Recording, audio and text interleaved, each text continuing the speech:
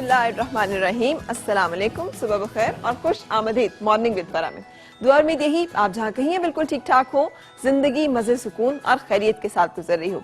आज मौसम अबरालूद है और बारिश जो है वो हो रही है, लेकिन जैसे मौसम में तब्दीली एक अपना ले चुकी है, आगाज़ उसका हो चुका है, तो इतना एहसास ठंडक का नहीं है जितना एहसास है खुशगवार से मौसम का है, जो कि बहार की आमद का ऐलान होता है। सो बहार के ये जो पहली पहली बारिशें हैं और पहला पहला ये जो एहसास है, हम सबको मुबारक हो और अल्लाह करे कि बहार जो है वो सिर्फ दरख्तों पर ना आए, फूलों पर ना आए, बल्कि हमारी ज़िंदगियों पर भी आए, हमारे मुल्क में भी आए, और वो तमाम चीज़ें जो कि ख़ज़ान रसीदा हो चुकी हैं, वो तमाम जज्बे, वो तमाम ख्वाहिशें, वो तमाम उम्मीदें दोबारा से उन पर बाहर आए और हम जिंदगी को पूरी खूबसूरती के साथ जी सकें।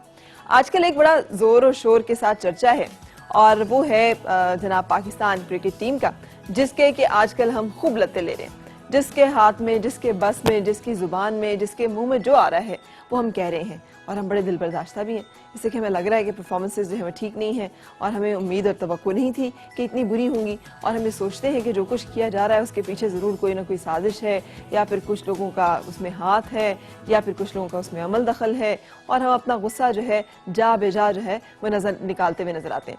बहुत सारे चैनल्स जिन्होंने कि स्पेशल प्रोग्राम्स का आगाज़ किया था, अब उन्होंने उस प्रोग्राम का पेट तो भरना ही है। सो अगर या तो वो जीत जाए मैच तो फिर वो बल्ले बल्ले शुरू कर देंगे, और अगर जब मैच हार जाते हैं तो फिर उस पर तनकीदी किस्म के जो तबसरे होते हैं वो इस कदर ज़्यादा होते हैं कि दिल टूट जाता है, और हमें लगता है कि जैसे हमारी टीम में तो कोई अच्छा और कुछ भी अच्छा है ही नहीं। ये दुरुस्त है कि पाकिस्तान क्रिकेट टीम जो है वो बहुत सारी खामियों और बहुत सारी कमजोरियों के साथ बहुत सारे मसाइल से दो चार है, लेकिन हमें इस पर भी नजर रखनी चाहिए कि इन मसाइल के जिम्मेदार जो है वो सिर्फ खिलाड़ी तो नहीं है, जिनको हम इस दर्जे मुर्दे इल्जाम ठहराते हैं, इस दर्जे जिनसे नफरत करते हैं, सिर्फ उन्हीं को हम दोष तो नहीं दे सकते, सिर्फ उन्हीं को जिम्मेदार तो नहीं करार दे सकते। हम सबको बहुत अच्छी तरह से पता है कि दहशतगर्दी की लपेट में आने के बाद इस मुल्क में किसी भी क्रिकेट टीम का आना मुमकिन नहीं था। हमारे लिए इवेंट्स को ऑर्गेनाइज करना जिस तरह से मुश्किल हो गया था, हम सब उसे बहुत अच्छी तरह से जानते हैं।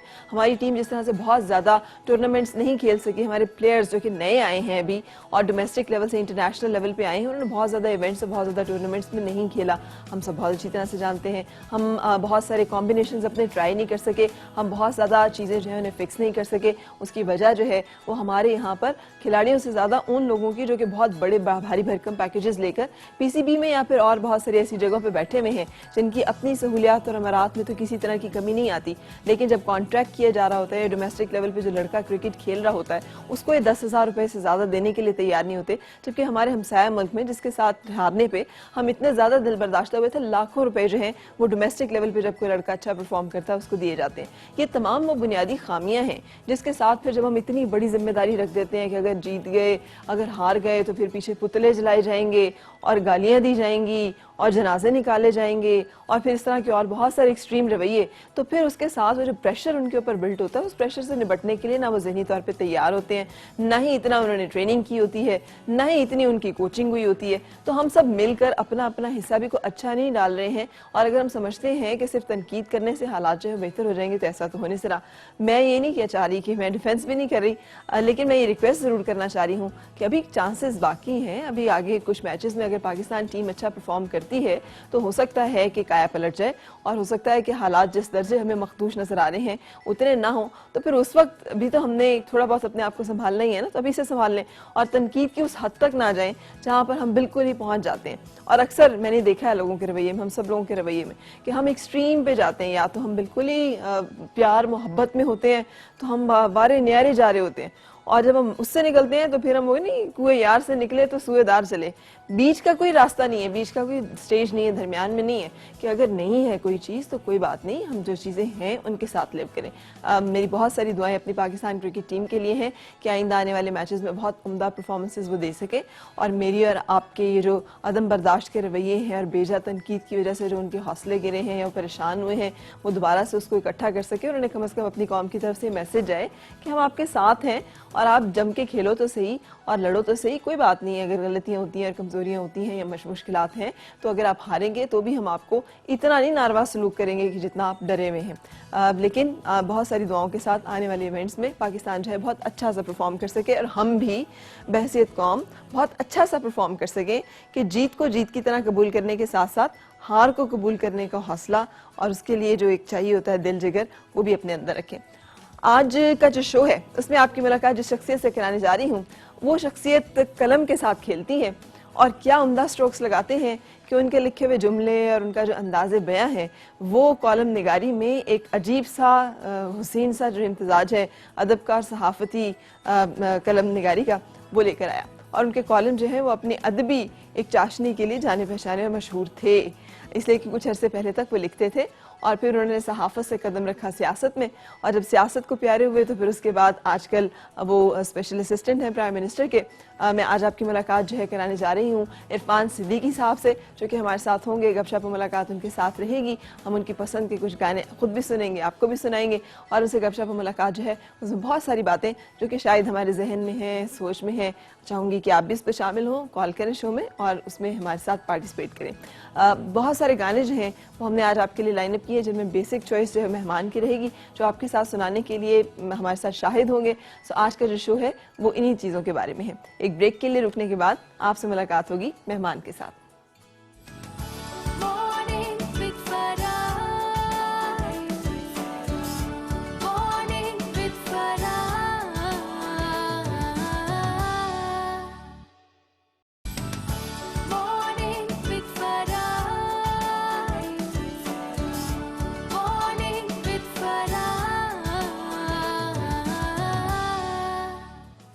जनाब खुश आमदीद और सुबह बखैर। पाकिस्तान में उर्दू ज़ुबान जो कि कौमी ज़ुबान का दर्जा रखती है, उसके जायके और उसकी चाशनी को महसूस करने के लिए हमें बहुत सारे ऐसे लोगों की ज़रूरत पड़ती है जो हमें मुतारिफ़ कराते रहे इस ज़बान के मुख्तलिफ असलूब से।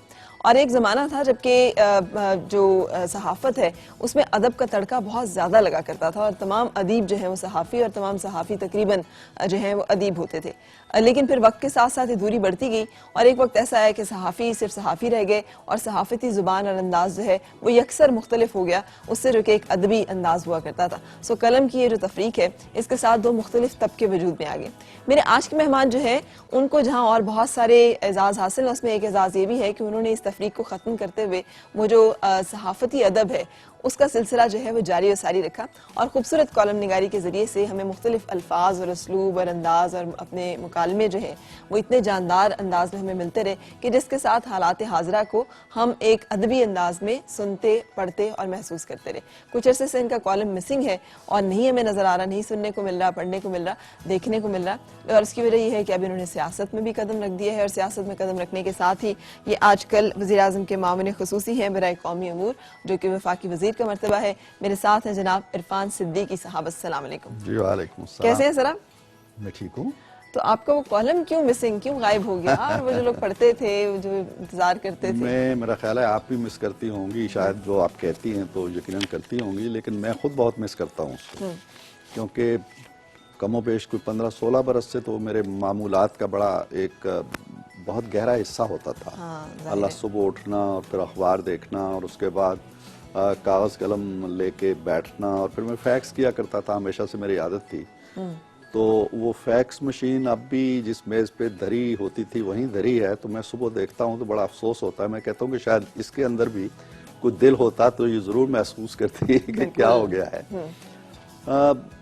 बहुत से लोग हैं जो सरकार या दरबार से वाबस्ता है मेरी तरह, और वो लिख भी रहे हैं, लिखने में ऐसा कोई रुकावट भी नहीं होती। मेरा ख्याल है कि ना अखबारात रोकते हैं लिखने से, मुझ पे तो बड़ा इसरार भी था कि आप लिखते रहें, और ना ही सरकार रोकती है। तो मैं कर सकता था कि मैं सियासत से या जो भी एक एडवाइजरी कैपेसिटी में मैं काम कर रहा हूँ और साथ साथ लिखता भी रहूँ, लेकिन अच्छा नहीं लगा मुझे, क्योंकि होता यह है कि जब आप फॉर्मली एक सरकार का हिस्सा बन जाते हैं तो फिर आप वो जो एक न्यूट्रल आदमी की हैसियत आप खो देते हैं। अच्छा, आप जुड़ गए एक सियासी जमात से जुड़ गए या हुकूमत से जुड़ गए। आप खुद खो देते हैं या लोगों की नजर में आपका जो एक यकीनन लोगों की निगाह में भी खो देते हैं आप, इसलिए कि अब आप बाहर नहीं खड़े हुए, बाहर खड़े होके आप जायजा ले रहे हैं ए का, बी का, सी का। जब आप ए के साथ जुड़ के खड़े हो गए या बी के साथ जुड़ के खड़े हो गए तो फिर आपकी निगाह जो है वो उसका जो तवाज़ुन है वो बरकरार नहीं रहता। सही। तो ये एक सोच थी जिसकी वजह से मैं नहीं लिख रहा, लेकिन यकीनन जो आपने मिस करने की बात की मैं बहुत मिस करता हूँ। तो फिर दोबारा से कुछ सोचा है, दोबारा से कलम उठाने का? दोबारा का मतलब तो यही है कि जो मौजूदा जिम्मेदारी है, इससे इनहराफ करके मैं फिर से लौट आऊं अपनी असल की तरफ। अच्छा, तो नहीं, ये भी तो हो सकता है ना, जैसे अक्सर हमने देखा है कि कुछ याददाश्तें या कुछ बातें लिखी जाती हैं जो कि बाद में किताबी शक्ल में शाया होती हैं, तो क्या इस तरह का कोई काम जारी व सारी है? बाद में हमें वाइट पेपर्स तो नहीं मिलने को पढ़ने को मिलते, तो हो सकता है कि इस तरह की कुछ चीजों से हमें पता चल जाए कि उस वक्त में क्या चल रहा था, क्या मामलात थे। हाँ, ये बड़ी अहम बात की है, और हमारे यहाँ ये दस्तूर जरा कम रहा है, लेकिन बाहर आप देखते हैं कि जो लोग इस तरह की हायरार्की में पहुंचते हैं या इक़्तिदार की गुलाम गर्दिशों तक उनकी रसाई होती है, और वो बहुत से मामलात को देख रहे होते हैं, आला तरीन फैसला साज फोरम्स के अंदर बैठे होते हैं, आला तरीन जो सियासी शख्सियात हैं उनके साथ मिल बैठ के फैसले कर रहे होते हैं, तो वो लिखते हैं, फिर अपनी याददाश्तें लिखते हैं, और वो बड़ी काम की चीज़ें होती हैं। हमारे यहाँ इसका दस्तूर नहीं है। मेरे जहन में है ये बात, मैं इससे कबल 1998 में प्रेसिडेंट रफीक तारड़ साहब के साथ रहा 3.5 साल तक, कुछ नोट्स उस वक्त लिए और अब भी मैं ले रहा हूँ, तो इंशाल्लाह वो तो है। देखिए कब होता है, लेकिन उसमें फिर एक और चीज़ फर्क होती है कि जब आप निकल के आते हैं तो हमारे यहाँ जो सेंसिटिविटीज़ है ना, वो बड़ी तेज़ धार की होती हैं, पाकिस्तान के अंदर या एशिया के अंदर या मशरक़ के अंदर। तो बहुत से हकायक आप लिखना भी चाहते हैं तो नहीं लिख पाते। कुछ तो चले स्टेट सीक्रेट्स में आते हैं तो वो नहीं लिख पाते, कुछ हमारे जो वज़ादारी आती है उसकी नज़र हो जाते हैं, तो वो जो छन छना के एक चीज़ आती है ना किताब की शक्ल में, वो बड़ी महदूद सी हो जाती है। सही, यही मैं आपसे जानना भी चाह रही थी कि अगर आप उस वक्त लिखेंगे जबकि आप शायद हो सकता है कि सियासत से उस तरह मुंसलिक ना हो, तो क्या वो एक सहाफ़ी के कलम से होगा या फिर पॉलिटिकल किसी जमात के साथ एफिलिएटेड एक जिसे कहते हैं एक ऐसे सहाफ़ी से जो कि अब अपना लिखना जो है वो छोड़ चुके हैं? मतलब बहुत सारे हमने ऐसे भी लोग देखे जिन्होंने लिखा है लेकिन उन्होंने किसी के लिए लिखा और किसी पर्पस के लिए लिखा। तो आप जब लिखेंगे और कलम उठाएंगे इस तरह से, तो वो किस सोच के साथ? मेरे में ऐसी बात नहीं है कि मैं फॉर दैट मैटर में पॉलिटिकल पार्टी का हिस्सा नहीं हूँ।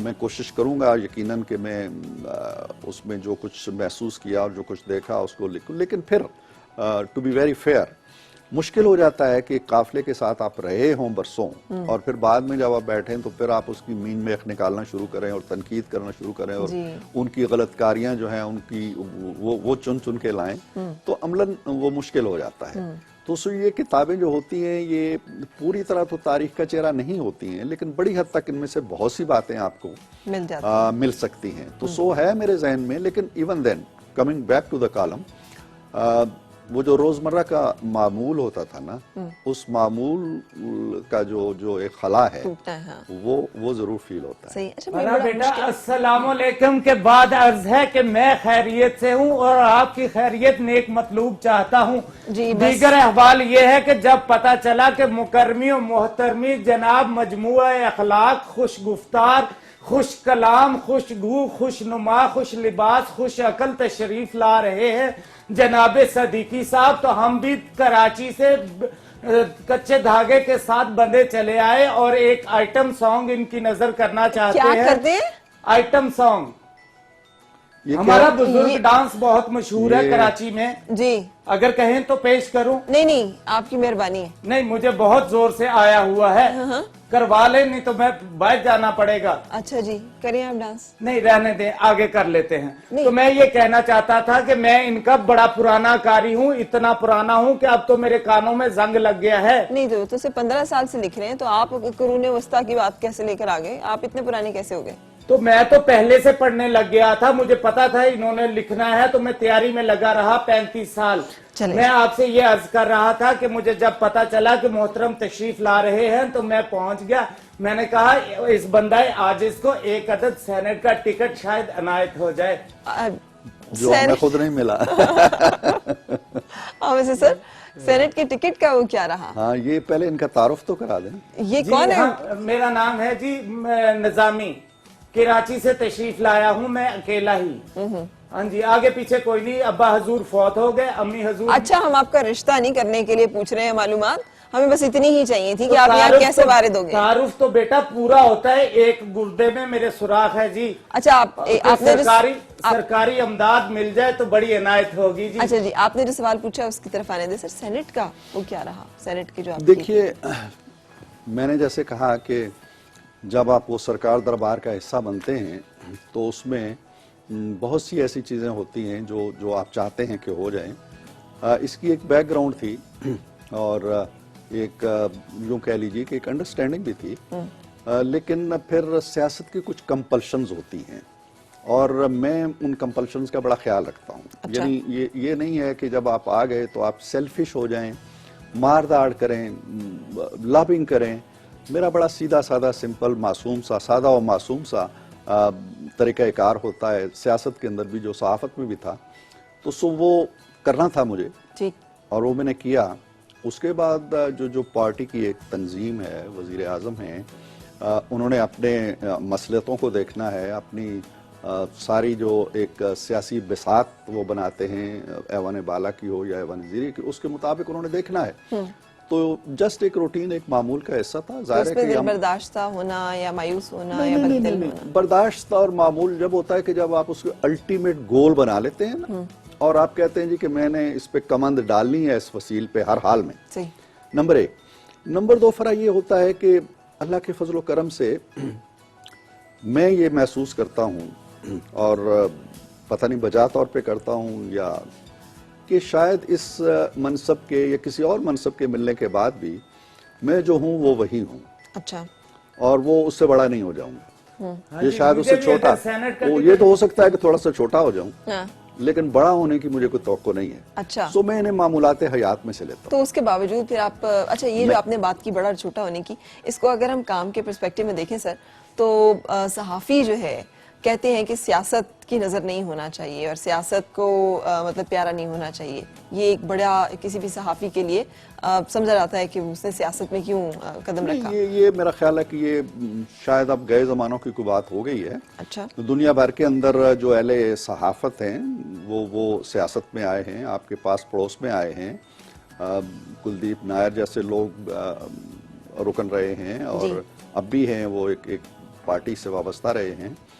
हमारे यहाँ भी मुशाहिद हुसैन साहब हैं और बहुत से लोग हैं। ये ऐसी बात नहीं है। देखिए, मुख्तलिफ शोबाहाए ज़िंदगी के लोग जो हैं उन्हें आना चाहिए इन ऐवानों के अंदर। अच्छा। ये नहीं है कि एक जागीरदार है तो सरमायादार है तो ज़मींदार है, बड़ा खान है, बड़ा वडेरा है तो उन्हीं के लिए सियासत के ऐवान है। मैं समझता हूँ कि ये जो माशरे के सोचने वाले, समझने वाले, संजीदा गौर व फिक्र करने वाले, मामलात पे निगाह रखने वाले, तज्जिया करने वाले, ये लोग इक्का दुक्का ही सही, आटे में नमक के बराबर ही सही, जाने चाहिए वहाँ पे। सही। और वकला जाते हैं, अहले सहाफ़त जाते हैं। मुझे सिर्फ वहाँ से इख्तलाफ होता है जो शुरू में हमने बात की थी कि हम वहाँ जाके थोड़ी देर के लिए अपना कलम दराज में रख दें और अपनी सहाफ़त जो है उसको तर्क कर दें। यानी आप जब प्रैक्टिकल सहाफ़ी भी रहते हैं और सियासत के अंदर भी आ जाते हैं तो वो दोहरा किरदार शायद वो लगा नहीं खाता। सही। लेकिन आप सहाफ़त छोड़ के सियासत में आ जाएं। मैं तदरीस में था, तदरीस से सहाफ़त में आया, सहाफ़त से अब सियासत में आ गया, प्रैक्टिकल एक, तो इसमें कोई हर्ज नहीं है। इसमें कोई और फिर एक और चीज़ देखिए कि हमारे यहाँ की नहीं, दुनिया भर की सहाफ़त और सियासत के अंदर कोई बाल बराबर एक लकीर रह गई है। हमारा हर सहाफ़ी आधे से ज़्यादा सियासतदान होता है। हाँ जी। लेकिन तनकीदी अंदाज में ना, तनकीदी अंदाज में कह लीजिए या कीड़ाकारी के अंदाज में कह लीजिए। तनकीद तो बड़ा एक मोतबर लफ्ज़ है ना। अच्छा। हम तनकीद या नक्तो नज़र में या जायजे में नहीं जाते। ठीक। हम तो अपना कद काट बनाते हैं कि उस पर ज़र्ब लगाना है, वो ठीक है गलत है, हमने हथौड़ा लिया है और मारा है उसको, बस ये हमारा एजाज़ है, हमारा इफ्तिखार है। इसको आप तनकीद कह लें या कोई और अच्छा सा नाम दे लें। तो आप देखिए सर, ये बड़ा जबरदस्त किस्म का एक तरीका है कि आपने अगर हिट होना या पॉपुलर होना है तो आप अगेंस्ट द टाइड चलना शुरू कर दें। हुकूमत के खिलाफ या हुकूमत वक्त के खिलाफ आप उठा लें कोई भी बीट और इस पे आप बोलना शुरू कर दें तो उमूमन जो गलतियां हो रही होती हैं जिस पे लोग जो है वो ज्यादा खुश नहीं होते, तो आप फिर पीपल सेंटिमेंट के साथ खेलना शुरू कर दें। गैलरी के साथ खेलने की आदत होती है ना। और मेरा ख्याल है फरा कि इसमें भी अब हमारे जो क़ारीन हैं या सुनने वाले हैं, सामीन जिन्हें कहते हैं या नाजरीन होते हैं आपकी जुबान में, मैच्योरिटी आ रही है, बलूगत आ रही है।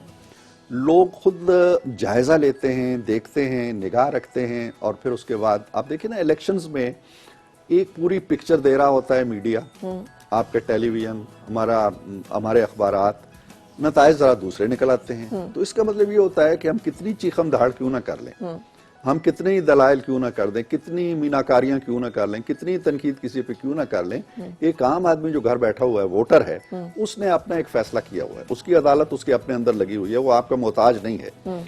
लिहाजा लोग अब ये नहीं है कि आप अंधाधुंध किसी को गाली गलौज करेंगे, किसी पे तनकीद करेंगे, हर वक्त नेगेटिविटी करेंगे, लोग नहीं पसंद करते इस चीज को। हाँ, आप नेगेटिविटी को नेगेटिविटी कहें, गलत को गलत कहें, और साथ ये भी कहें कि ये काम बहुत अच्छा हो रहा है, ये चीज बड़ी अच्छी हो रही है। ये नहीं है कि वो जो कहा जाता है जी कि वो जहाज गर्क हो गया तो एक आदमी बचा और वो जजीरे पे पहुंचा, तो एक कोई और आदमी उसे आके मिला तो उसने कहा कि तुम कौन हो, उसने कहा मैं कौन हूँ, उनकी बात छोड़ो, यहाँ कोई हुकूमत है, उसने कहा है, तो उसने कहा उसको बताओ कि मैं उसका मुखालिफ हूँ। अच्छा। तो ये नहीं होना चाहिए। आपको हुकूमतें जो है ना, हमारे यहाँ हुकूमत को एक अलग से कोई मखलूक समझा जाता है, एक अलग एंटिटी है, अलग एंटिटी है। वो हमारी हुकूमत है, ये अंग्रेज का राज नहीं है, खुदा ना खास्ता कोई और राज नहीं है। हम लोगों ने इनको बना के भेजा है ना, हम वोट नहीं देंगे नहीं जाएंगे वो, जिनको नहीं दिए वो नहीं गए। सो उनको तनकीद जरूर करें, गिरफ्त करना हमारा हक है, हमारा फर्ज है बल्कि। सही। लेकिन कौमी मिजाज के क्या करेंगे सर? हम जिन लोगों को ढोल बजा के लेकर आते हैं, उनके जाने पर भी हम ढोल बजा रहे होते हैं। नहीं, ये ढोल भी कोई नहीं, ये मैं इसका भी बिल्कुल ढोल देखिए, कहा जाता है जी कि फला मार्शल लॉ लगा तो लोगों ने मिठाइयां बांटी। कोई लोग एक अगर निकल आया एक बंदा और उसने आपके मुंह में या मेरे मुंह में एक लड्डू डाल दिया है, तो लोगों ने 18 करोड़ 20 करोड़ ने मिठाइयां बांटी का लफ्ज हम इस्तेमाल करना शुरू कर देते। हम नहीं देखते कि कितने लोगों ने घरों में मातम किया है, कितने लोगों ने दुख किया है, कितने लोगों ने अफसोस किया है कि जमहूरियत पटड़ी से उतर गई है, हमारी ज्यादती होगी। वो अफसोस, वो दुख, वो गम, वो कर्ब पूरी कौम का, मखलूक का नजर नहीं आता, वो लड्डू नजर आ जाता है हमें, और हम कहते कोई खुश नहीं होता। इसलिए कि हमारे यहाँ अगर मार्शल लॉ ने या फौजी हुकूमतों ने बहुत काम किए होते ना, मुल्क का चेहरा बदल दिया होता, मुल्क को एक नए इनकलाब से आशना कर दिया होता, तो लोग याद करते।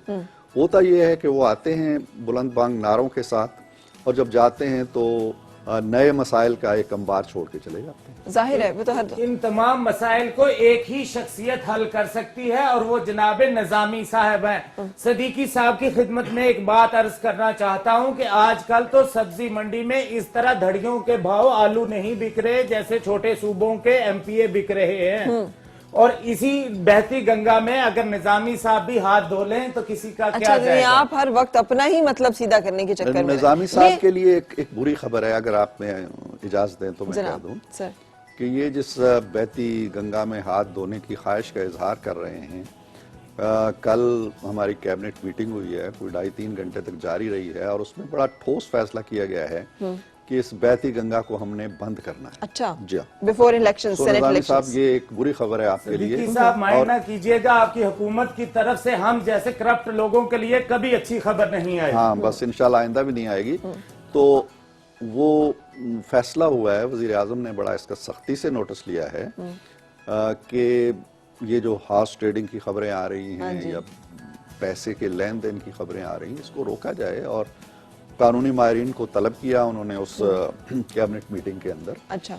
और उन्होंने राय दी जी कि हमें आईन के अंदर शायद तब्दीली करना पड़ेगी इस चीज को ओपन वोटिंग के लिए। लेकिन ये सेनेट इलेक्शन से पहले हो जाएगा? कोशिश यही है। अच्छा, कोशिश हुकूमत की है, कमेटी बन गई, और मेरा ख्याल है आज वो अपनी रिपोर्ट बना देगी, आईनी अमेंडमेंट भी तजवीज हो जाएगी। अच्छा। हमें उसी तरह आईनी अमेंडमेंट के लिए जिस तरह अभी हुई थी 21वीं, जरूरत होगी 2/3 मेजॉरिटी की, तो मेरा ख्याल है कि सारी जमातें इस पे एग्री हो जाएंगी। ये कोई हुजूर इतनी जल्दी क्या है, अगले इलेक्शन में कर लीजिएगा। मोहतरम निजामी साहब, सेनेट का मजा एक दफा चख लें, आपका क्या जाएगा? अच्छा, वो मजे की भी बात करते हैं, मजा चखने की, लेकिन उससे पहले इजाजत दें अगर तो हम एक ब्रेक के लिए रुकने जा रहे हैं, और ब्रेक के बाद हमारे म्यूजिशियंस भी सारे बड़ी संजीदगी के साथ बैठे हुए। आज कुछ खूबसूरत से गजलें जो हैं जो कि इरफान सदीकी साहब की चॉइस की होंगी, हम आपकी नजर करेंगे, साथ रहिएगा।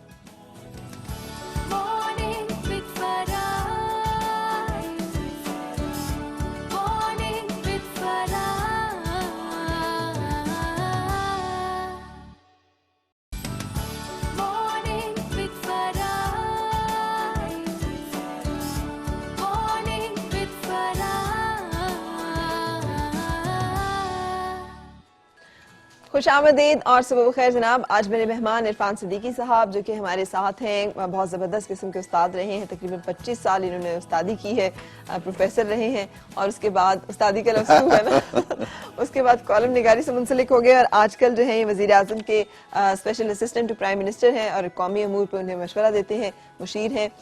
सर, आप यहाँ पे तशरीफ लाए हुए हैं तो मौके का फायदा उठा के कुछ आपकी पसंद की म्यूजिक भी हम सुनना चाहेंगे। सुनते हैं वैसे? हाँ हाँ, वो क्यों नहीं, बिल्कुल। अच्छा, किस तरह का ज्यादा? मेरा बेटे आज गला खराब है, आज रहने दे। बड़ी मेहरबानी है आपके कान तो ठीक है ना? हाँ जी, कानों में वैसे तो तो हमें- आपकी गुफ्तगू ने रस घोल दिया। आप ये मोहतरम, वैसे बोलते नहीं है, लिखते हैं। हाँ जी, मुझे पता है जो भी लिखते हैं वो बेमिसाल तहरीर बन जाती है, अहले इक्तदार की तकरीर बन जाती है और मेरे जैसे आम लोगों की तकदीर बन जाती है। सर, बड़ा माशाअल्लाह, क्या माशाअल्लाह। क्या जुमला कहा है उन्होंने। और तुम लेकिन लोग सुना है किसी कि आप फौतगी वाकई- पे आए हो, ना हंसते हो ना बोलते हो। कुछ जनाजा उठाना है यहाँ तुमने निजामी का। अच्छा सर, वैसे सुना आप लिखते भी हैं तकरीर प्राइम मिनिस्टर साहब की? वज़ीर आज़म साहब हों या सदर ममलिकत हों, इनकी तकारीर के लिए शोबे मौजूद होते हैं। और एक और तरीक़ाकार जो मैं आपको बता दूं, हमारे बच्चों के लिए भी और नाजरीन के लिए भी, मोहतरम निजामी साहब के लिए, निज़ामी साहब के लिए भी शायद ये नई बात होगी कि जहाँ भी ये शख्सियात, बड़ी शख्सियात जाती हैं, और दुनिया भर में ये दस्तूर है, सिर्फ हमारे यहाँ नहीं है। मिसाल के तौर पे ATV ने कोई तकरीब की है और यहाँ वज़ीर आज़म साहब को आना है उसका इफ्ताह करने के लिए, तो उसमें आप लोग जो स्पासनामा पढ़ोगे, जो तकरीर करो, इस्तकबालिया तकरीर करोगे, उसका मुसवदा भी जाएगा और आप एक मुसवदा और भेजेंगे वज़ीर आज़म की स्पीच का। अच्छा, जो आप चाहते हैं कि वज़ीर आज़म साहब क्या कहेंगे, हमारे हवाले से अगर वज़ीर आज़म साहब कहना चाहते हैं तो उन्हें क्या कहना चाहिए, ठीक है। वो मुसवदा आता है। फिर तकारीर का एक शोबा है, वहाँ उसको देखा जाता है। फिर एक रिसर्च सेल उसको देखता है, नई चीज़ें ऐड होती हैं। कहीं फाइनल स्टेज में उसकी ज़ुबान के हवाले से, नोक पलक के हवाले से, ब्लेंडिंग के हवाले से मेरी जो ज़रूरत पड़ती है तो यकीनन हम उसमें अपना रोल अदा करते हैं। बिल्कुल सही। तो मैं भी आपका बहुत पुराना कारी हूँ। मेरा नाम कारी इशफाक है। ये अचानक नाम बदल गया आपका? हाँ जी, कारी इशफाक निजामी तो तखल्लुस फरमाते हैं जनाब। अच्छा जनाब, सर म्यूजिक कौन सा? हाँ, मैं कह रहा था कि एक चीज़ तो मुझे सुना दें जो मैं बड़े बड़े शौक से सुनता हूँ, और क्या कमाल के शायर थे और क्या कमाल की गज़ल है, और क्या फिर उसको मेहदी हसन ने उसको अमर कर दिया है, गुलों में रंग भरे। वो तो मुझे ज़रूर सुनाए मेरी पसंद से। और उसके अलावा आपकी पसंद जो है, आपका भी अदबी ज़ौक़ और शेरी ज़ौक़ में देखता हूँ बड़ा पुख्ता है। अच्छा, तो वो बेशक आप अपनी पसंद की कुछ चीज़ें चलिए, बिल्कुल सुनाइए, सही। लेकिन ये मेरी पसंद की ज़रूर सुना तो दीजिए। आपको पहले आपकी पसंद की जो हाँ, एक जरूर, गजल है वो जरूर, सुनाते हैं जी जरूर। शाहिद साहब।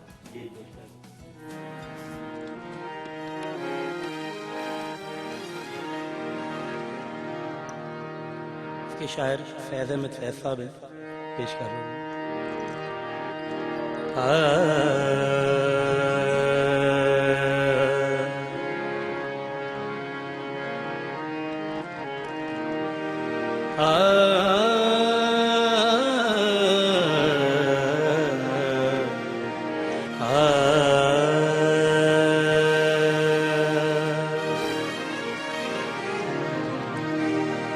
गुलों में रंग भरे, बादलों बहार चले, गुलों में रंग भरे, बादलों बहार चले, चले भी आओ गुलशन का कारोबार चले, गुलों में रंग भरे, बादलों बहार चले, चले भी आओ के गुलशन का कारोबार चले,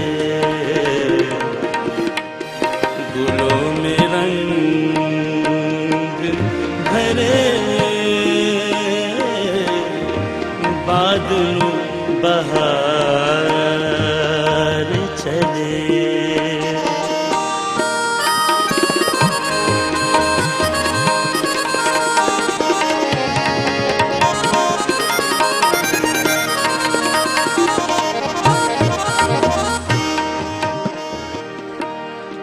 कफस उदास है यारो सबस, कुछ तो कहो। कफस उदास है यारो सबस, कुछ तो कहो।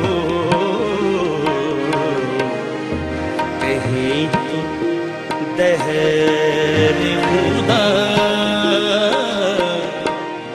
कहीं दहर खुदा, आज जिक्र यार चले। चले भी आओ गुलशन का चले। फूलों में रंग बरे, बादलों बहार चले।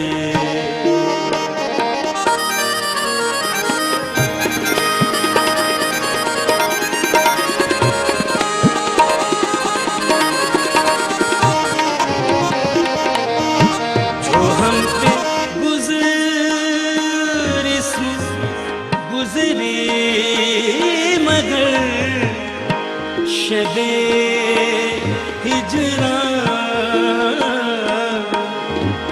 जो हम पे गुजरी गुजरी, मगर शबे हिजरा हमारे अश्क तेरी आक़िबत सवार चले। चले भी आओ कि गुलशन का कारोबार चले। गुलों में रंग भरे, बादलों बहार चले।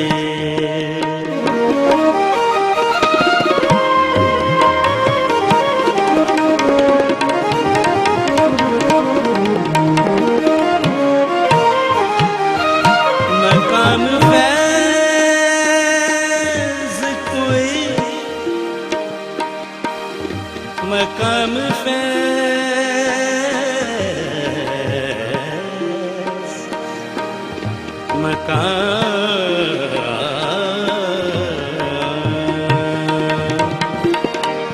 मकाम फैज़ कोई राह में जचा ही नहीं।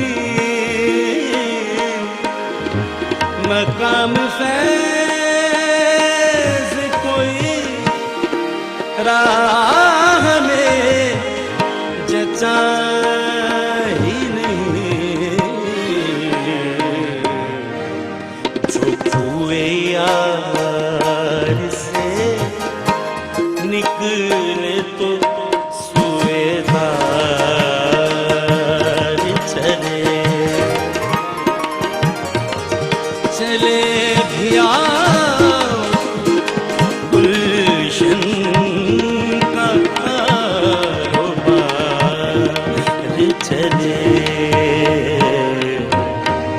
फूलों में रंग बरे,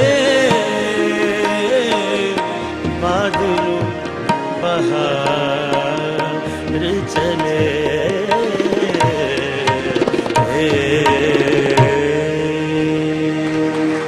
बहुत खूबसूरत। Morning with Farah.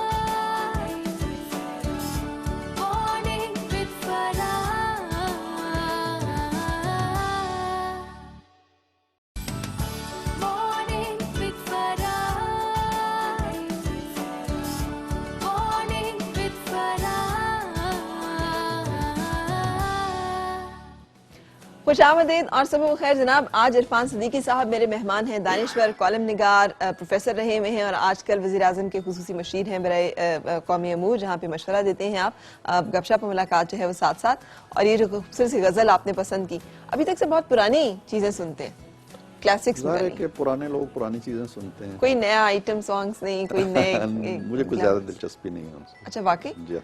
और वक्त अगर गुजारने के लिए कभी ये सुनना- निजामी साहब के लिए छोड़ा हुआ है। हाँ जी, मुझे तो आइटम सॉन्ग का बहुत शौक है। फैज साहब की सारी जिंदगी मैंने खिदमत की, लेकिन आखिर में कोई फैज नहीं पाया। अच्छा, मैंने जाहिर है। कहा मुझे असेंबली का टिकट ले दें, भुट्टो साहब आपकी सुनते हूँ, लेकिन फैज साहब मेरी नहीं सुनते थे। बिल्कुल अच्छा किया उन्होंने नहीं सुनी, इसलिए उनका मकाम जो है वो बहुत बहुत बुलंद। बड़ा है। और ये इन्हीं इसी बातों की वजन वजह पे एक शेर अर्ज किया है। से। नहीं, आप बेवजन शेर नार्ज करें, बड़ी नहीं, मेहरबानी। बहुत वजन है उसमें, मैंने पल्ले से भी डाला है थोड़ा सा। इन्होंने कहा ना कि मकाम फैज कोई राह में जचा ही नहीं, सुएदार से निकले तो कुएं यार चले।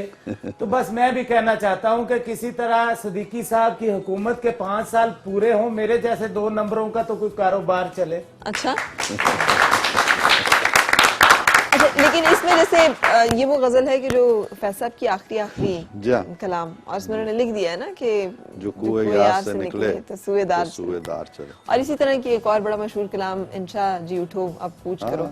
गाने वाले भी और लिखने वाले भी दोनों इस कलाम के बाद जी हाँ, पूछ करके या के जी हाँ, बाद जी दी हाँ, गई। जी। बस कुछ अल्लाह अलामत का चीजें भी वास्ता होती अपना हैं। ये गाना, कुछ चीजें हमारे ऐसी- पास तो इधर कोई इंतजाम भी नहीं है, स्ट्रेचर भी नहीं है, मस्जिद से फटा भी नहीं आना इधर। जी, मैं कह रहा था कि कुछ चीजें बड़ी अलहामी नौइयत की होती हैं एक्स्ट्रा और, सेंसरी परसेप्शंस। शौरा की बातें पूरी हो जाती हैं बाज़ ये बात। सिर्फ शुरा के साथ होता है सर, हाँ, या मतलब तर्जिया है कि निगारों के साथ? एहसास की बात होती है। कुछ लोगों की याद तेज होती हैं और शायद कोई चीज़ उनके अंदर इंट्यूशन कह लें, कुछ हटीस कह लें, कोई चीज़ कह देती हो, लेकिन गालिब से बड़ा शायर तो हमारे तस्वुर में कम कम आता है। तो गालिब ने एक दफ़ा बड़ी बाज़ाब्ता पेशबीनी कर दी, पेशगोई कर दी कि मैं फ़लाँ सन में फौत हो जाऊंगा। अच्छा, और लोग बड़ी बेचैनी से इंतज़ार करने लगे उस साल का कि क्या होता है। तो वो साल आया और उस साल में ताउन की वबा फूटी और लाखों लोग उसकी नज़र हो गए सही। और गालिब जिंदा रहे।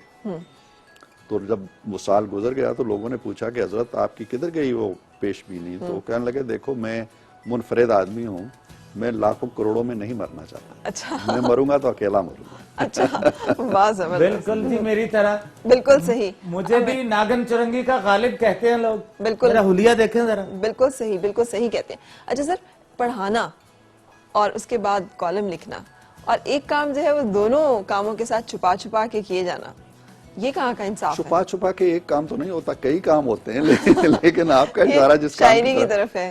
आपका इशारा जिस काम की तरफ है मुझे पता है, इसीलिए मैं ये कागज लेके आता हूँ जब भी आपके ऊपर। मुझे याद पड़ता है कि पहली मर्तबा ये आश्कारा आपके प्रोग्राम में हुआ, फिर कई दोस्तों ने वो नज्म सुनी तो मुझे मेरे ताक़ुब में रहे कि यार ये हमारे दोस्त हैं अताउल्लाह कासमी साहब, तो वो कहा करते हैं कि यार तुम तो अपनी शायरी इस तरह छुपाते हो जिस तरह लोग अपने ऐबों को छुपाते हैं। बिल्कुल सही, मैं समझी वो कुछ और इसमें जुमला कहेंगे कि वो जुमला कुछ और कहा करते हैं। हाँ, बस वो मेरा ख्याल है कि इस महफिल में वही जुमला कहा जा सकता है। नहीं, सुना दे, निजामी साहब सुनना चाहते हैं ऐसी बात। तो ये है कि बिल्कुल पर्सनल सा और जाती सा मुझे ये लगता है शेर व शायरी का सिलसिला, पता नहीं क्यों। तो मैंने इसको ज्यादा पब्लिक नहीं किया, ना मैं मुशायरे में, आज जिंदगी भर मुशायरे में नहीं गया, कभी ख्वाहिश पैदा हुई? ख्वाहिश भी नहीं हुई। और एक छोटी सी किताब मोहब्बत की नज़में के उन्वान से बनी थी और वो मैं जब कॉलेज में पढ़ाता था तो मेरे स्टूडेंट्स ने ही वो मुरतब की और वो चंद लोगों में हमने बांट दी अपने दोस्तों में। अच्छा। लेकिन उसको मार्केट नहीं किया था। सही, ये जो मोहब्बत की नज़में हैं, जी जी, इसका मतलब है मोहब्बत तो हुई ना सर, जब मेरा ये ख्याल है नज़में कि हुई। मोहब्बत की नज़में अगर ना भी लिखें, आप खाली नज़में लिखते हैं तो उनमें मोहब्बत होती है, बिल्कुल सही। क्योंकि ये वो बुनियादी मुहर्रिक होता है। उसकी नौइयत क्या है मोहब्बत की? जैसे अब फैज़ की शायरी में मोहब्बत का आप अपना एक रंग देखते हैं, फराज की शायरी में अपना रंग देखते हैं, परवीन शाकिर की शायरी में आप अपना रंग देखते हैं। तो मोहब्बत का एहसास जो होता है, वो जो एक दर्द है या एक गुदाज है या एक जलन है या एक सोज है, ये शायरी को परवान चढ़ाता है तो कुछ सुने और हम और आपसे। और शायरी को बनाता है। इसलिए कोई कहे या ना कहे, उसके पस मंजर के अंदर, उसकी तह मंजर के अंदर वो मोहब्बत का एक अंसर होता है। चंगारी जरूर मौजूद होती है। एक ही मोहब्बत काफी होती है एक दीवान लिखने के लिए, या बहुत सारी मोहब्बतें, बहुत सारी नज़्मों के उन्वान बनते ये हैं? तो आपकी हिम्मत और हौसले की बात है। इसका शायरी से ताल्लुक नहीं है। लेकिन आपकी तो ब्याज जो है बहुत बारीक सी, मुख्तसर सी है, कोई मुख्तसर सी है जिससे आप अंदाजा लगा सकते हैं। तो आपसे कुछ कलाम की जी, जी, जी। हम दरख्वास्त करेंगे, तो अब नज्म सुनना चाहेंगे मेरा ख्याल है, या गजल? जो आप सुनाना चाहें हमें। अच्छा। मेरा ख्याल है नज़्म या गजल दोनों ही हाँ। हम बारी बारी सुनना चाहेंगे। ठीक है। अच्छा, ये एक पुरानी ही कहना चाहिए, एक नई भी है। आप कहें तो मैं नई से शुरू करूं या नई आखिर में सुनाऊं आप? जैसे आपको मुनासिब लगे। हाँ, मेरा ख्याल है उसी से शुरू करते नई हैं। से शुरू करते हैं, ठीक है? नई से जी, जी, ठीक है। क्योंकि जरा नया जरा हाँ, हाँ, हमें मतलब अंदाजा हो पीछे की जाएगा तरफ कि आप जाएंगे। किस उससे गुजर रहे हैं। पीछे की तरफ। अच्छा, ये ठीक है। ये है जी, इसका उन्वान है कोई ऐसे भी करता है। वाह, निजामी साहब, जी जी, आपकी खिदमत पे अर्ज है। हुक्म सर हुक्म। कोई ऐसे भी करता है, मुझे तो वस्ल की पहली घड़ी और सरखुशी की अव्वली साथ से ही मालूम था हमको बिछड़ना है। वाह वाह। वाह, मैं अक्सर कुर्ब की लज्जत से महकी मुश्कबू सी सातों में भी किसी अनजान से लम्हे की आहट सुनता रहता था। वाह वाह। मुझे हर आन ये एहसास रहता था कि बेशक हम बदलते मौसमों की कैद गिरदो पेश के आज़ार से आज़ाद होकर हम हजारों कोस की लंबी मुसाफत पर निकल जाएं, क्या बात। यूं ही एक दूसरे का हाथ थामे गर्दिशे शामो सहर से मावरा सदियों तलक चलते रहें, नीले समुंदर में किसी बेनाम छोटे से जजीरे को निकल जाएं, वाह, सरे साहिल सुनहरी रेत की परतें उलटते सीपियां चुनते, समुंदर में थरकती नीलगूं लहरों को तकते, वाह वाह। खूबसूरत मंजरों के ख्वाब से बुनते रहें। वाह, लेकिन मुझे मालूम था एक दिन अचानक एक लम्हा आसमां की वसतों से वक्त के दामन में टपकेगा, क्या कहना। हमें एक दूसरे को अलविदा कहना पड़ेगा और हमारे रास्ते यकदम जुदा हो जाएंगे। रिश्ते हुए नासूर की मानिंद इस एहसास को मैंने सफ़र के दिलकुशा लम्हात में भी मैं सूदो ज़िया से मावरा सरशार अज खुद रफ्तगी के मरहलों में भी हमेशा याद रखा। आहा। और मुझे मालूम था हमको बिछड़ना है, मगर जाना बिछड़ने के भी कुछ आदाब होते हैं। वाह, वाह वाह।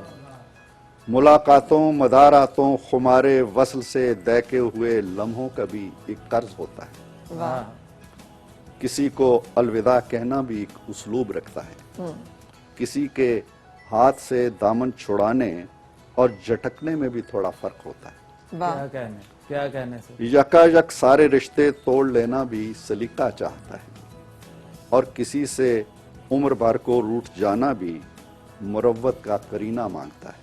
वाह, वाह वाह। दर्द के, दिल के, शनासाई के लंबे सिलसिलों को तोड़ने और अजनबी बनने से पहले मैज एक हरफे तसल्ली ही सही, देरीना रिश्तों का भरम रखने की खातिर मैज रस्मी सा तकल्लुफ ही सही, वाह, तर्के मरासम के लिए एक खूबसूरत सा बहाना तो जरूरी है। आहा। सुभान अल्लाह। बिछड़ जाना मुकद्दर हो भी जाए तो कहानी को जरा सा मोड़ तो देना ही पड़ता है।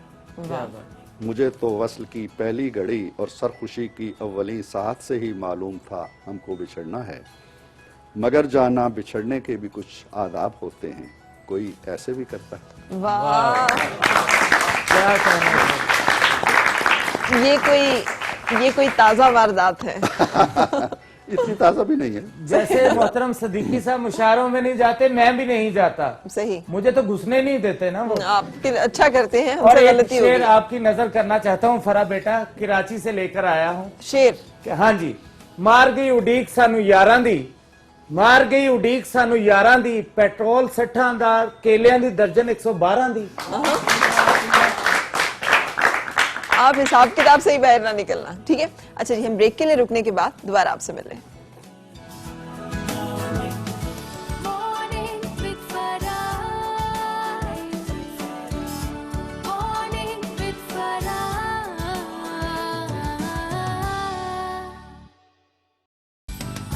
Morning with Farah. Morning with Farah. खुश आमदीद और सुबह बखैर जनाब। इरफान सिद्दीकी साहब आज मेरे मेहमान हैं, उनसे गपशप और मुलाकात जो है वो आप देख रहे हैं। अच्छा सर, अब जो आपको तालिबान से मुज़ाकराती कमेटी के हेड बनाया गया, ये कैसा आपको लगा था? आपने इस मनसब को कैसे लिया? ये मेरा ख्याल है कि एक दिन मेरा नोटिफिकेशन हुआ और अगले ही दिन ये जिम्मेदारी मुझे मिल गई। बुनियादी तौर पे उन लोगों के साथ मुज़ाकरात का जो एक फैसला था वो तो हो चुका था। वज़ीर आज़म भी चाहते थे, बहुत सी दूसरी जमातें भी चाहती थीं, तहरीक इंसाफ ख़ास तौर पे इस पे बड़ा जोर दे रही थी। फिर एक APC हुई और APC में भी ये फैसला हुआ कि जी पहले बातचीत के ज़रिए मामलात हल करने की कोशिश की जाए। इससे पहले फरा आप ये जानती हैं कि ये कज़िया तो शुरू हो गया था 9/11 के बाद से। हाँ जी। और कमोबेश ये 10-12 साल पुराना इशू हो चुका था, लेकिन ना मुशर्रफ साहब के दौर में कोई इसको एड्रेस करने की कोशिश की गई, ना पीपल्स पार्टी के दौर में की गई। तो जब नवाज शरीफ साहब वजीर आजम बने तो ये इशू उन्होंने इसको कन्फ्रंट करने का फैसला किया कि इसको हल करना है दहशतगर्दी के मामले को। लिहाजा एक कमेटी बनी, बाज़ाब्ता तौर पे हुकूमत ने एक कमेटी तश्कील दी।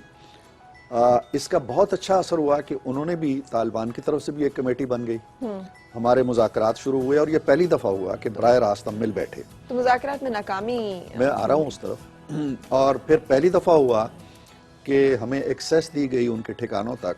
हमारे कुछ लोग गए, उनसे बातचीत की, दस्तावेजात का तबादला हुआ, मुतालबात का तबादला हुआ, मामलात आगे बढ़ने लगे और बड़े उम्मीद अफजा इम्कानात पैदा हो गए। हुआ ये है कि उनके यहाँ कमांड जो थी वो सेंट्रल कमांड नहीं थी। अच्छा। एक फरीक हमसे बात कर रहा होता था और दूसरा रात को कोई वारदात कर देता था। तो मुज़ाकरात और वारदात जो थी वो साथ साथ चलती रही। तो हमने उनसे बार बार कहा कि आप ये नहीं चलेगा कि हम मुज़ाकरात कर रहे हो और आप FC के एहलकारों की गर्दनें काट के नीचे फेंक दें, पुलिस को मार दें, कोई और वारदात कर दें, तो ये इसको रोके। तो वो नहीं रोक पाए। सही। फिर हमने कहा जी कि अगर आप रोकने की सलाहियत नहीं रखते तो हम उनसे बात करते हैं जो रोकने की सलाहियत रखते हैं।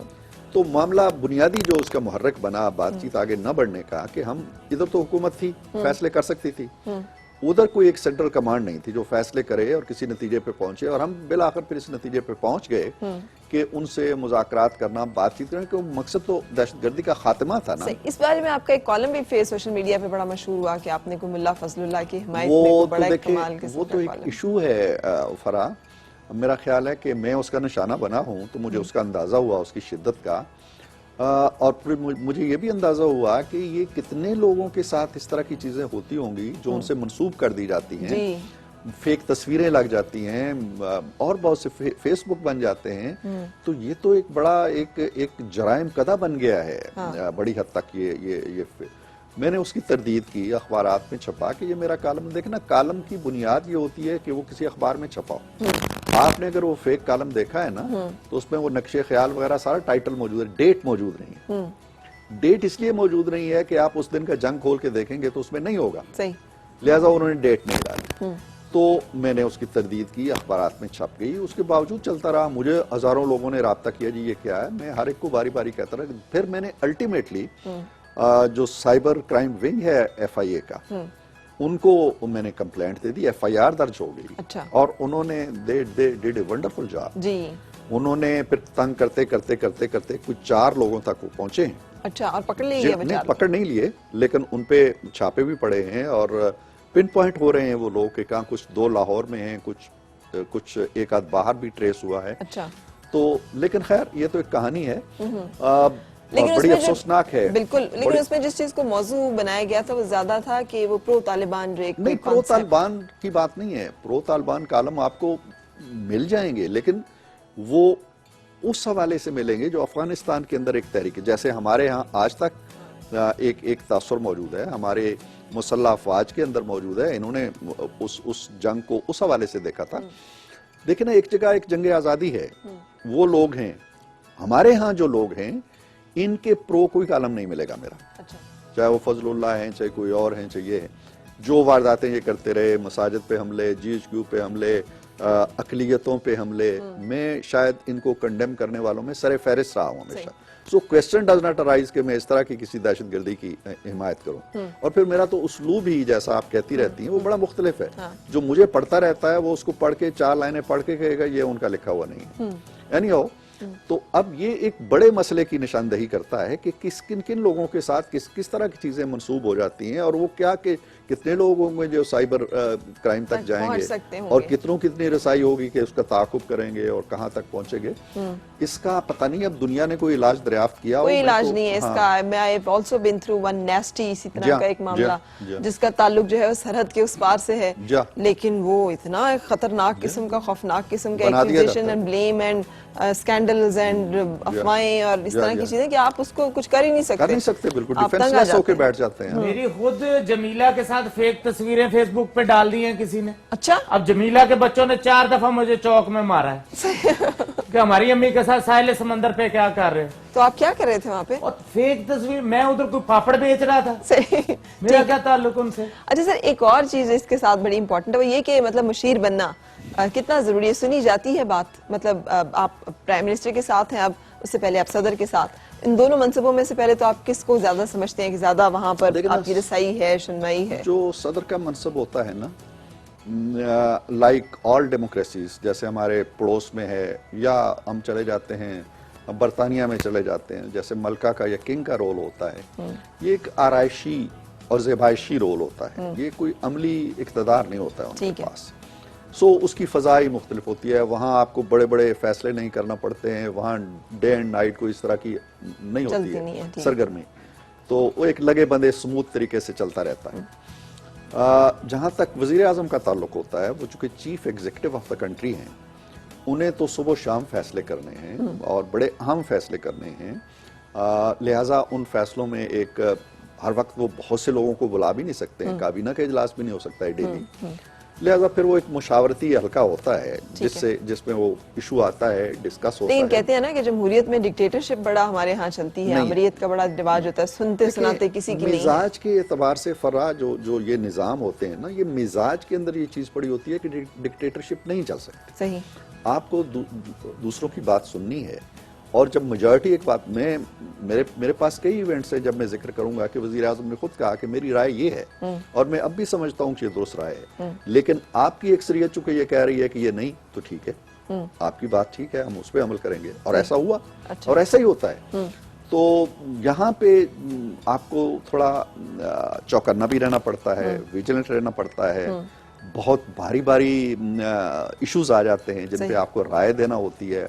उस राय को फिर आपको सोचना पड़ता है कि यार इस राय पे अगर अमल होता है तो इसके असरात कल क्या होंगे, मुल्क के आने वाले मुस्तकबिल पे क्या होंगे। सो एक भारी जिम्मेदारी होती है। पूरी दुनिया में जो दानिश्वर कह लें या मुशीर कह लें, वो एक ऐसा तबका होता है जो कि उस मुल्क या थिंक टैंक्स या बहुत सारे लीड कर रहे होते हैं ओपिनियन मेकिंग में, और हम देखते हैं कि जहाँ पर अमेरिका जैसे मुल्क को ले लिया जाए तो जो लोग रहे हैं मुशीर मुख्तलिफ उमूर पे, वो सब बड़े पढ़े लिखे, अपने उस फील्ड के बड़े जाने माने पहचाने में लोग, जो कि पूरी दुनिया में अपनी पब्लिकेशंस की वजह से, अपनी उस मुस्तनद राय की वजह से एक बड़ा नाम और मुकाम रखते थे। आप समझते हैं हमारे यहाँ पर इस तरह का जो मामला है, मेरे साथ कंपैरिजन करना चाहती हैं? नहीं, आपके साथ नहीं, एक जनरल कि आप इस पे क्या कमेंट करेंगे कि आप समझते हैं कि हम उस चीज को फॉलो करें?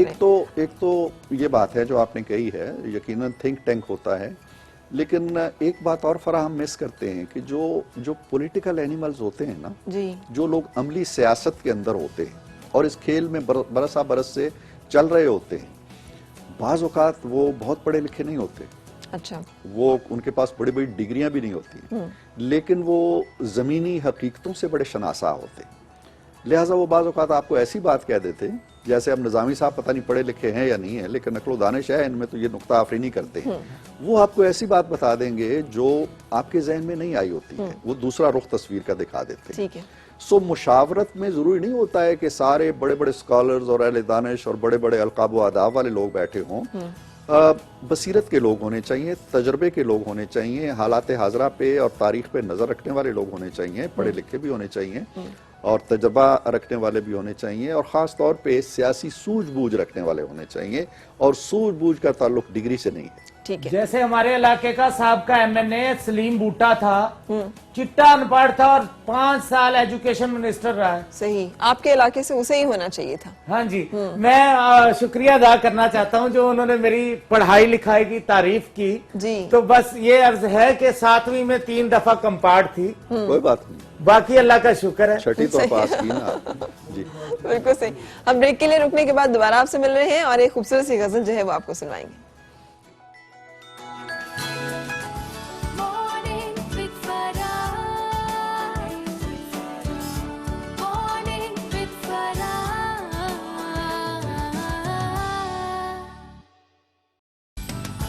Morning with Farah.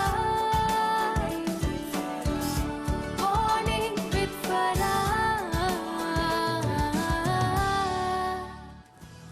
खुशामदीद और सुबह खैर जनाब। आज इरफान सिद्दीकी साहब से गपशप और मुलाकात जो है वो आप देख रहे हैं। अच्छा सर, बड़े प्रेशर में गुजरी है हुकूमत पिछले दिनों, बड़ा धरना शरना, और आप जहाँ पे बैठते हैं वो भी सारा हिसार में था।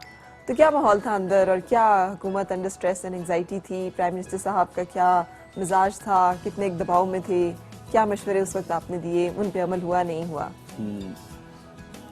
देखिए फरा, बड़ा अहम और बड़ा सेंसिटिव सवाल किया, और गालबन न सिर्फ मौजूदा हुकूमत के दौर का बल्कि हमारी पूरी कौमी तारीख जो है, सियासी तारीख जो है, उसका एक बहुत बड़ा इवेंट ये रहा जी है। जी 4 माह तक ये सड़क इस तरह ब्लॉक नहीं रही है, यहाँ इस तरह सुबह शाम तकरीरें नहीं हुई हैं, इस तरह कब्रें नहीं खुदी हैं, इस तरह कफन नहीं पहनाए गए हैं, इस तरह की लैंग्वेज इस्तेमाल नहीं हुई है। ये नई चीज़ थी हमारी सियासत के अंदर। लेकिन हमारे जो सियासी या हुकूमती रद्द अमल है उसमें आप देखेंगे कि एक बड़ा बुनियादी फलसफा रहा है थ्रू आउट, और वो ये है कि हमने ताकत को इस्तेमाल नहीं करना, हमने सह लेना है, हमने गाली खा लेनी है, हमने अगर ये ब्लॉकेड हो गया, यानी मुझे I still remember that day कि जब मैं I was sitting with the prime minister, और जब हमें खबर मिली जी कि ये जो हमारा मेन एंट्रेंस है वो बंद हो गया है, फिर खबर मिली जी कि फलां उस तरफ से हम आते हैं तो वहाँ भी उन्होंने मुजाहिरीन ने कब्जा कर लिया है,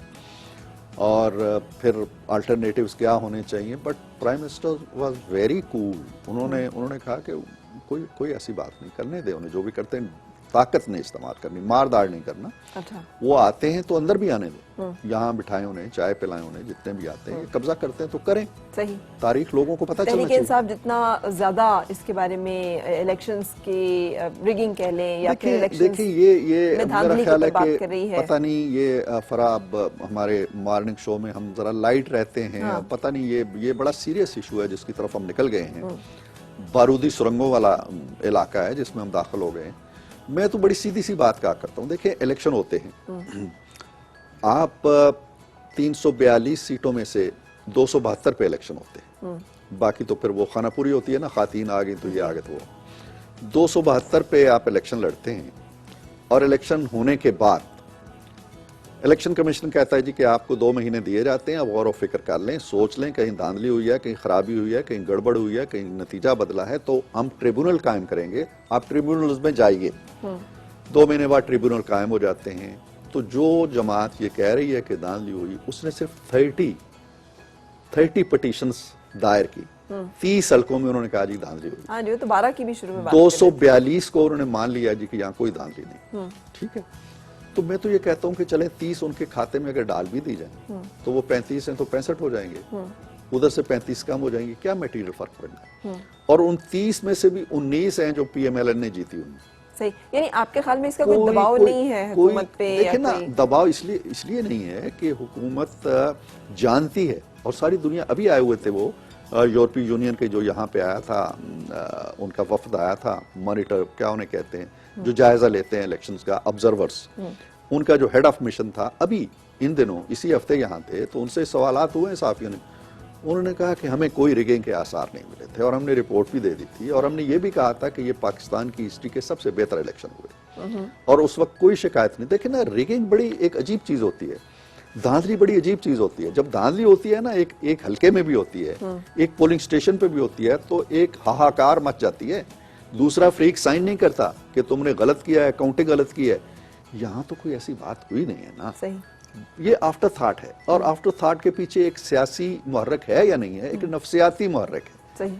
आपको कुछ लोगों ने, कुछ हमारे दोस्तों ने, कुछ सहाफ़ियों ने, कुछ कालम निगारों ने, जिनमें ख्वाब फरोश लिखा करता था, उन ख्वाब फरोशों ने उन्हें यकीन दिला दिया जी कि आप तो जीत गए, आप वजीर आज़म हैं। अब मैं उस ख्वाब से बाहर आने के लिए तैयार नहीं, इसका कोई हल नहीं है। बिल्कुल सही। बस जी मेरा भी यही एक ख्वाब है कि किसी तरह सेनेट के इलेक्शन में मुझे घुसा दें आप। उन्होंने बताया है कि सेनेट के इलेक्शन में उनको खुद भी नहीं मैं खुद टिकट महरूम मिला। रह गया। अभी इन्होंने कहा कि कौमी असेंबली में खवातीन की सीट्स होती हैं, तो कोई बुजुर्गों का कोटा नहीं रखा है। सारे बुजुर्ग ही वहाँ जाते हैं, आपने कोई वहाँ पे और बंदा देखा तो है? मेरे पे क्या पाबंदी है? मेरे टोकन शार्ट हैं, या मैं मिट्टी खाता हूँ, या क्या मसला है? मैं असेंबली के अंदर क्यों नहीं जा सकता? आप अभी पूरे बुजुर्ग नहीं हुए, जब आप फुल सही वाले बुजुर्ग बुजुर्ग हूँ। हो जाएंगे फिर आपको अभी आप प्राइम मिनिस्टर साहब को मशवरा दें कि निजामी साहब को असेंबली के अंदर लाना इस वक्त कौमी मसला है, और वो शाम तक फैसला बरात असल हैं, में से इस तरह इंशाल्लाह के कोई मशवरे, जैसे आईनी- ये इनकी ये लाइन है कि आप कोई भी मशवरा दे अभी दें। हम कर रहे हैं ना एक आईनी तरमीम, इंशाल्लाह इस रिगिंग को अपना ये जो सेनेट के रुपए इलेक्शन पैसे का में। इस्तेमाल है, तो उसमें कोई गुंजाइश निकालते हैं कि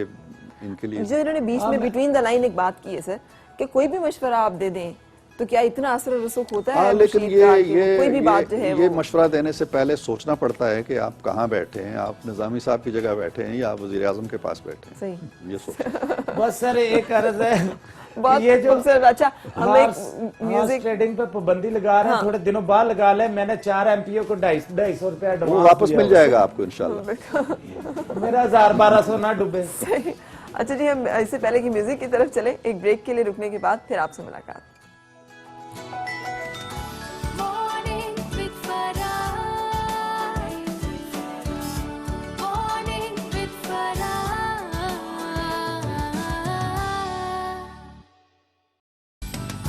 Morning with Farah. Morning with Farah. खुशामदीद और सुबह बखैर जनाब। आज हमारे मेहमान इरफान सिद्दीकी साहब, उनसे गपशप मुलाकात जो है वो आप देख रहे हैं। आप लोगों में से कोई सवाल करना चाह रहा है?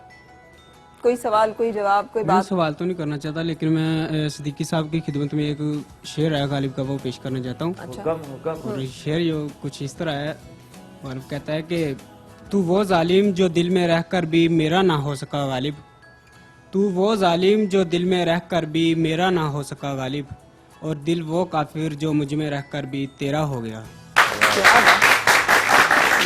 ये आपने शेर सुनाया है या शेर लगाया है? ये इसी तरह का एक मुशायरे में मैंने एक नज़म पढ़ी, और उस नज़म को मैंने 1000 दफा उसी मुशायरे में पढ़ा। वो एक बंदे ने पिस्तौल निकाल लिया, कहता जब तक मुझे इसकी समझ नहीं आती पढ़ते रहो इसको।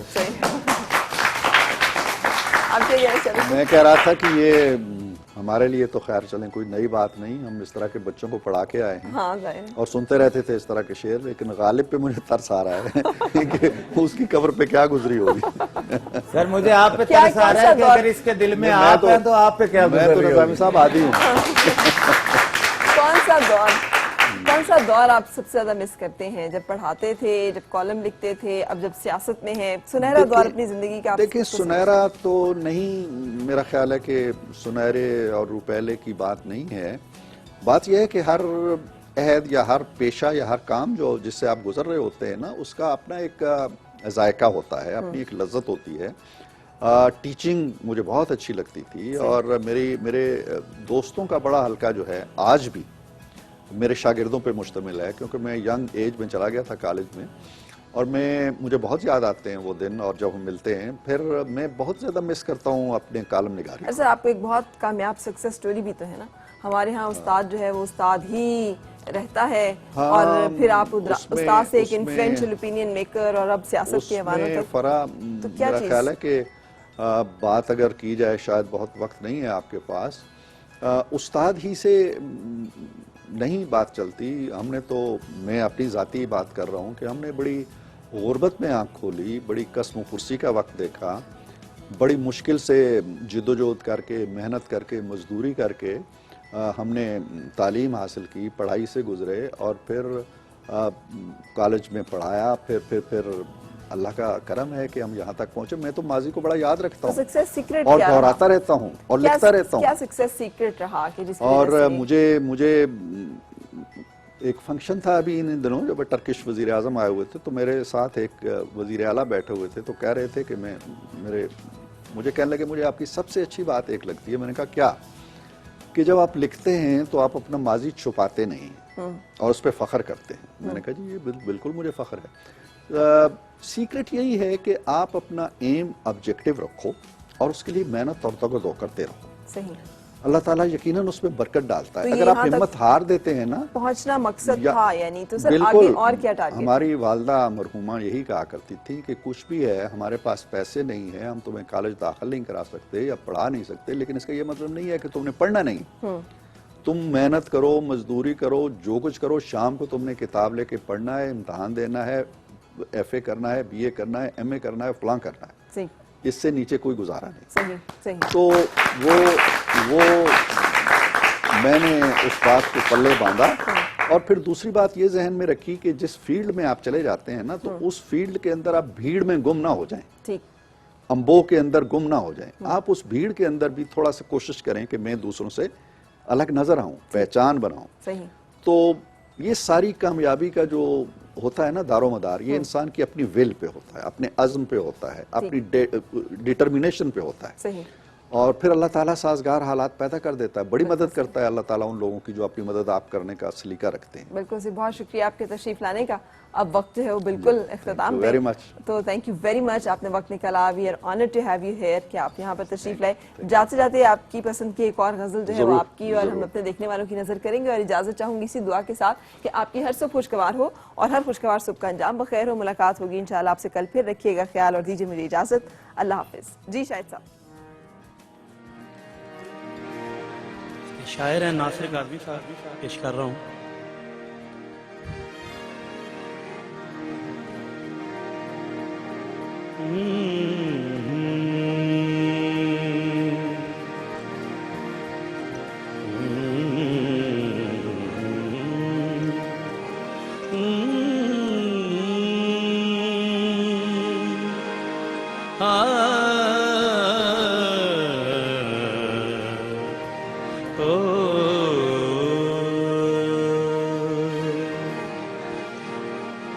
दिल में एक लहर से उठी है भी,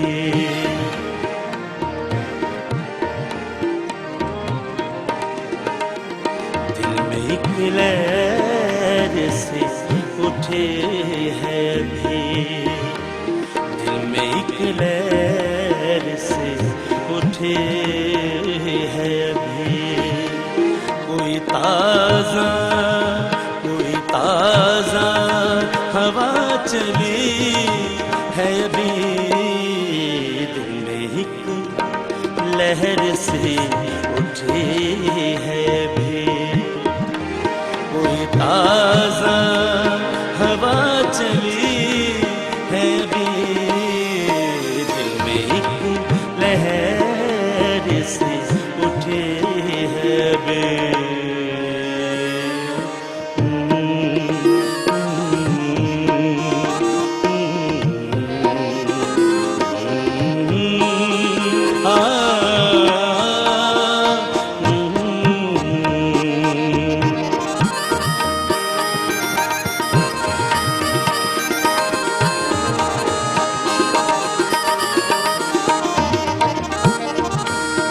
भरी दुनिया में जी नहीं लगता,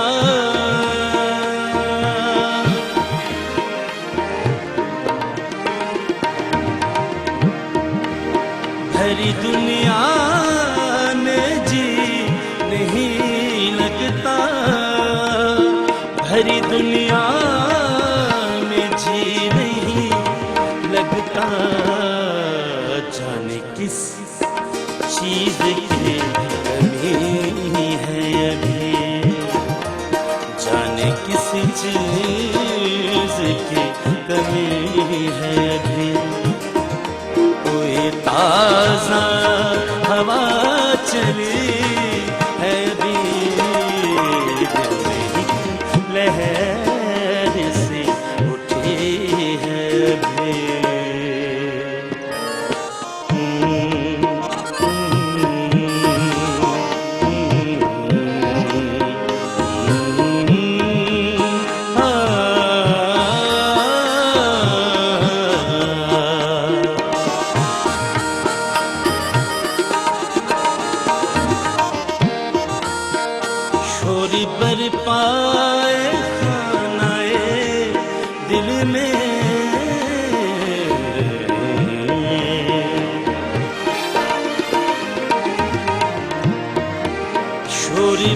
पाए खानाए दिल में, शोर भर पाए खानाए दिल में, कोई दीवार सी गिरी है भी, कोई दीवार से गिरी है भी, कोई ताजा हवा चली है भी, दिल में एक लहर से उठी है भी।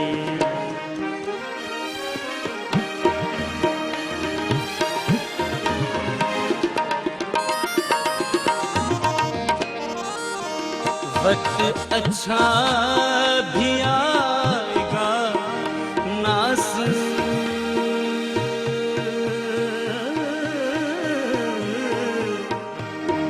नास, नास, नास, नास। वक्त अच्छा भी आएगा नासिर, वक्त अच्छा भी आएगा नासिर, गम न कर जिंदगी पड़ी है भी, गम न कर